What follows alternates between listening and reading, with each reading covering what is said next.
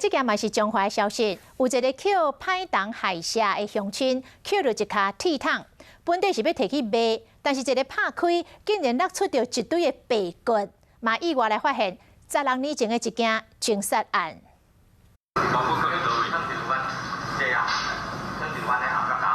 创16年县内嫌犯刑人，2004年失踪的李先生，就是捡伊害死的。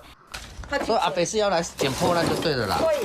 今年5月，一个民众伫路边发现这个铁桶啊，本来要家摕去卖掉，所想到内底有真侪骨头，还有真侪衫裤，可以行到经报警处理。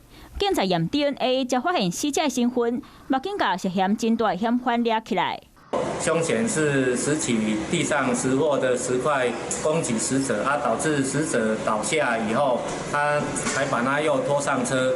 涉内嫌犯一直怀疑李先生和因某有偷来暗去。2004年5月，伫咧路挡着伊，有甲伊冤家，尾仔佫甲伊抬死，结是藏伫咧铁桶仔内底，就袂互发现。新闻局所捡一个捡歹东旧石也被发现，专案嘛已经结束。涉内查甫人嘛，互以杀人罪嫌起诉。